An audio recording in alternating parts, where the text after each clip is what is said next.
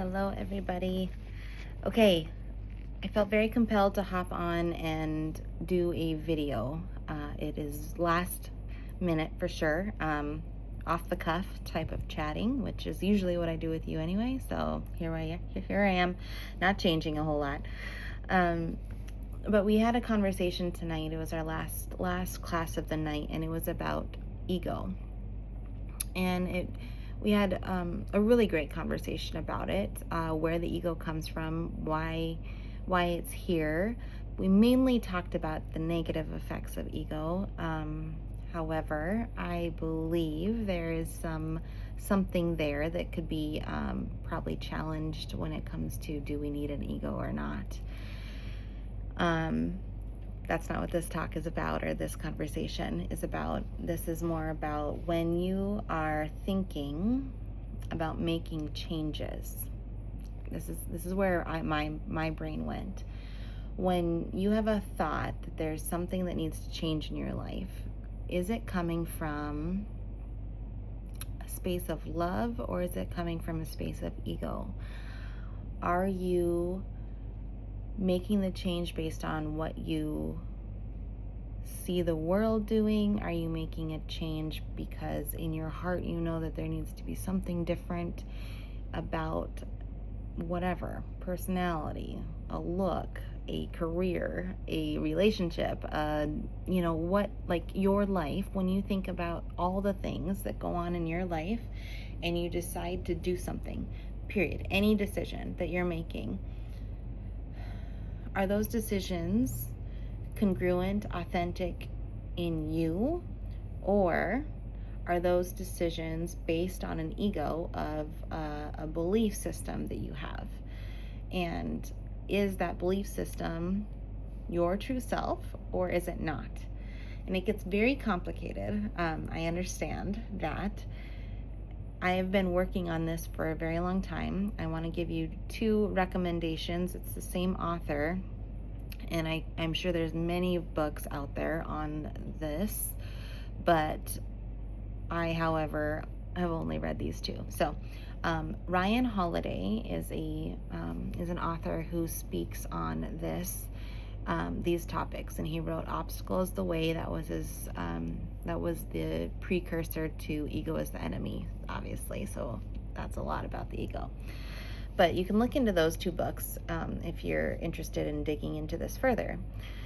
But many years ago, as everybody kind of goes through their life, and hopefully if you're looking, or even if you're on this, in this newsletter, on this journey with me, you know that you just want to be better. You want to feel better.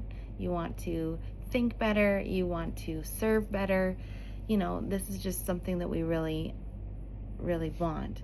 So as you're working in this personal development type space, are you doing it out of love, compassion for yourself, which I would say yes, probably, or is it because other people are doing it?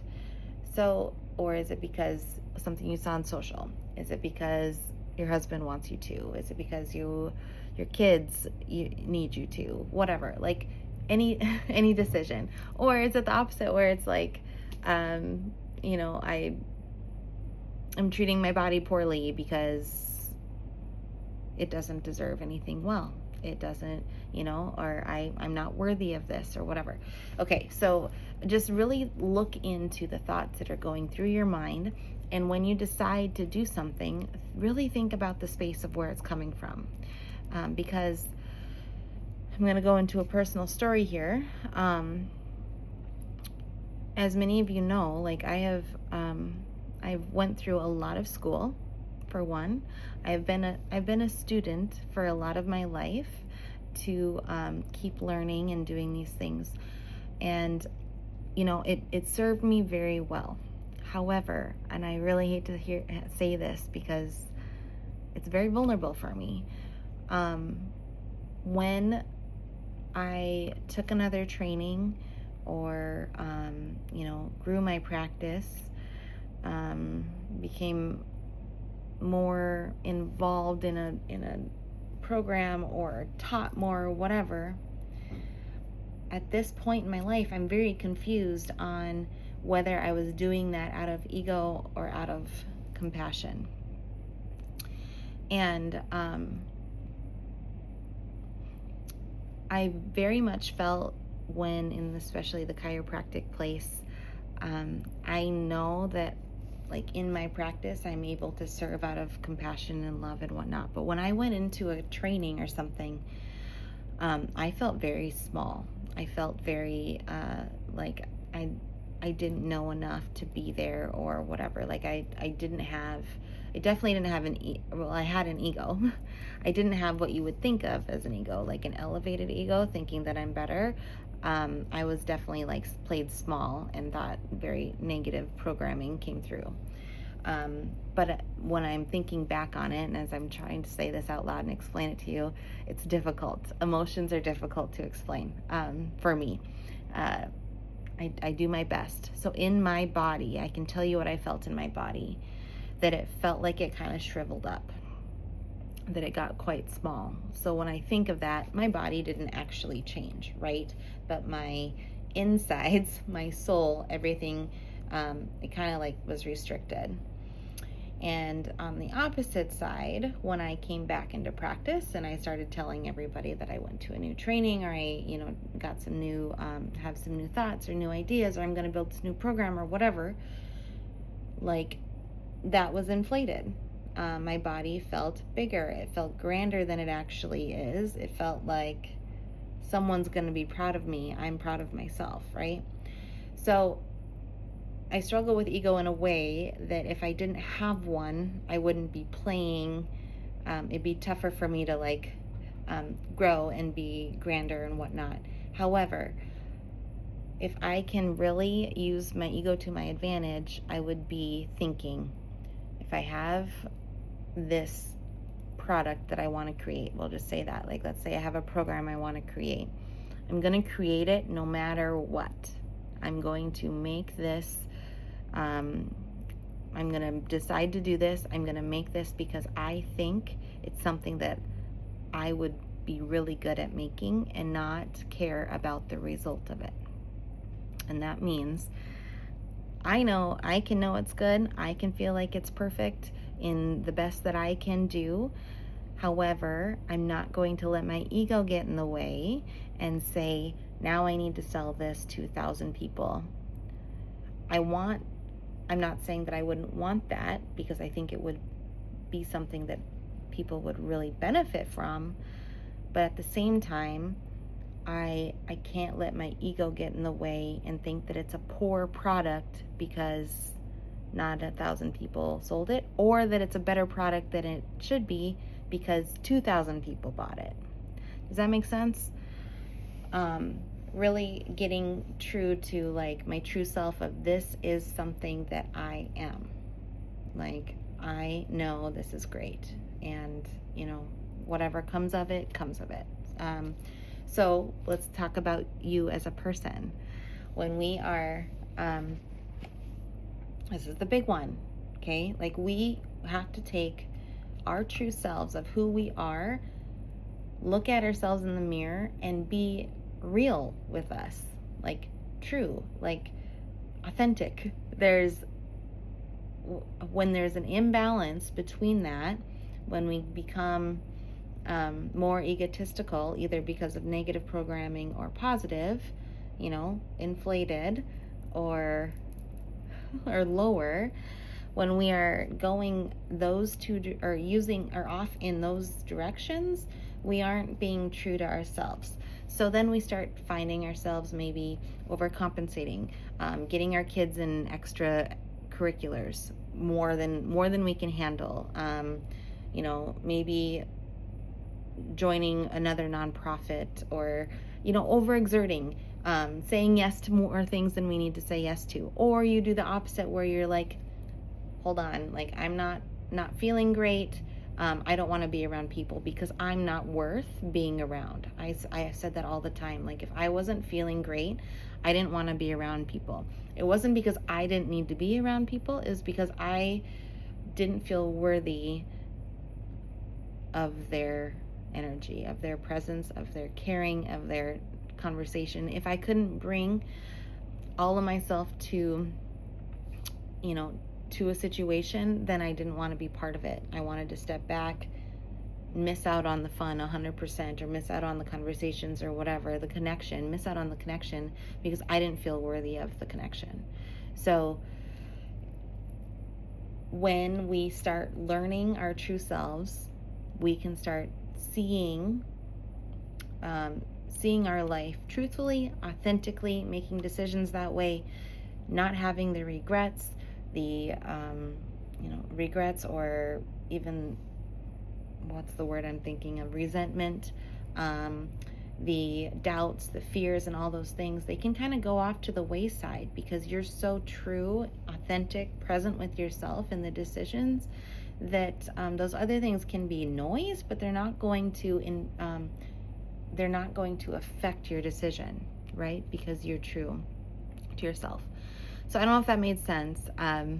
It was, like I said, off the cuff, but I think it's really important, really, really important that when we think about health and vitality and being a vibrant human, we have to know who we are, like the nitty gritty, the downright and dirty, like the deep waters of ourselves. We have to know that person in order to be the good, the bad, all of it. Like, you need to know it and you need to accept it and you need to love it anyway in order to be true to what decisions you're making every day. I know you guys make a lot of decisions. I know it's structured and it's responsible. Like, there's just so many things going on in our lives, right? All the time. And maybe, if you really hone in, it's a new year, it's 2025, right? We've got so much time. But I like, instead of deciding what external things that we need to work on or do or whatever, like, what if we just go internal? Like, really just clean up your inside, mainly your heart space, and like figuring out who you are. What if this next year all you did was figure out who you are? Like, what would that change for everyone you're around? And I think so much. I think people are craving to know the authentic person around them. When we're having these conversations and I'm in a circle of women, like tonight, and we're all working on ourselves. We're a mess. All of us, everybody. Everyone's a mess. I am at this point noticing that I am doing 4 hours of yoga a day and meditation. I spend most of my time on the floor. We're studying on a wood floor, sitting on pillows, right? Like, my body is not happy. And I shouldn't say it's not happy. It's going through change. It's transitioning. It's transforming, transmutating. It's becoming something different. And a month of yoga is going to do that no matter what, if I just keep showing up. But I'm having, we're having compassionate sharing where we talk through some stuff or whatever. Like, we're having to do a lot of things because we're, all trying to figure out this true, authentic person that we are. And that's messy and it's fun, but I am very fortunate to be working with people that are all working through their shit. Now, not everyone's working through their shit, right? Not everyone's working through their stuff. Not everyone's trying to figure out who they are. If they've never done it before, they aren't the people you ask opinions from. They aren't the people that I'm not saying there's anything wrong with them, but be very protective of your true self coming out and figuring out who you are, and who you're discussing that with. And I don't know if that's a therapist or a healthcare professional or a chiropractor or a friend that's doing the same thing. I don't know, but make sure that you're actually working through some of this stuff with somebody who is also either done it, doing it, trained in it, something, because there's a lot of things that if I didn't know what was going on, I'd be very confused. I was working through a piece the other day, and I started crying out of nowhere, and I don't even know what it was about, but it was sad. Like, things were really sad. I cried for almost 40 minutes. Not like bawling, but I could have. I was in the middle of a yoga class. So, and I told somebody, I was like, gosh, I'm so emotional today. And, they're like, oh, yeah, me too. Or they're like, oh, do you need a hug? Like, this is, super supportive. But I would not want to share this vulnerable side of me with somebody who doesn't get it. So, in summary of today, I know it was a lot. In summary of today, check your ego. Don't be upset about it, but just make sure you're really look into some of these beliefs, where you're making decisions from. Think about it this year, really trying to get to know yourself, know you inside and out, and be very protective of this new being. Not new, this isn't a new being, this being has always been here, but be very protective of this vulnerable soul that you're allowing to show, and be okay with that. Find your crew, find your group, find people who have done this before, because I think it's really important to be able to discuss and have a community around you that is supportive and healthy and non-judgmental and positive, and maybe a little bit humorous because you almost have to just laugh about it sometimes. So anyway, I hope that's helpful. I'm gonna go grab some supper tonight. I don't know if any of you guys have had a lot of Thai food before. Oh, you know what? There's one more story I need to say. Thai food. Okay, so this is where we're at. Thai food. Last night I went to go grab something to eat. I didn't know if I really needed to. I overexerted myself earlier this week, and I am kind of paying for it. So I'm really needing to listen to my body to support it the way that it needs to be supported.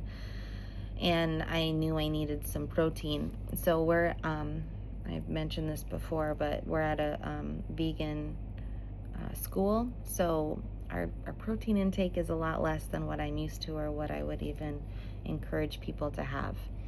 So I'm eating a lot of eggs, as much as I can, and when they bring it out. So anyway, low on protein, working a lot of muscle, right? So I went out for supper last night, and I came across this really laid back, casual restaurant, and I sat down for supper, and I was on my own. I was by myself, and the man, that he must be the owner, he came up to me and asked what I wanted, and I told him, and I got Penang curry, chicken Penang curry, which has got a little spice to it, a little kick to it. And Thai spice is spice. It's not for the faint of heart. If you like spice, you'll be fine. If you don't like spice, I wouldn't suggest a spicy Thai dish. Anyway, so I got this Penang curry, and I must have been wiping the sweat off my brow or off my chin or something, because eventually he came over and he asked me if I wanted some water. And so you don't drink the water here. You do need bottled water. It's just not filtered appropriately. So I said, no, I don't need any. I had a bag full of water. And he's like, no, I'm going to get you a water, in broken English, right? Because he's communicating with me, and I just appreciated that so much. So he brought me over a water. He's like, for free, he gave me a bottle of water. And I was like, well, thank you. You didn't need to do that. So, I'm drinking my water, and then I go to pay, and he said, I'm going to discount you. I don't even know what the discount was, but he's like, it's normally $190, but I'm going to discount you to $140. I said, you don't need to do that. That's so nice. And he's like, I want to. And he said, are you traveling alone? And I said, yeah. and he said, "Where are you from?" And I told him the United States. And he said, "Okay, if you have any trouble," and again, broken English, "if you have any trouble, day or night, I want you to come here, get a ride here. Make sure that you come here. I will feed you and take care of you." And it's like a little family-owned business, right? So I felt like that was so heartwarming. So, and I am gonna go see him again tonight, and I might just go and get some Penang curry from him tonight because it was so good. But isn't that really neat when people like this come in your life? That just keeps happening during this trip, that people just come into my life, and his name is Abe, and he will be a forever friend of some sort, acquaintance, I don't know. Like, I felt so taken care of here, and I think that's really important for people to know, that especially if you decide to go traveling on your own, and pray for guidance and for support and to be taken care of while you're alone on your trips.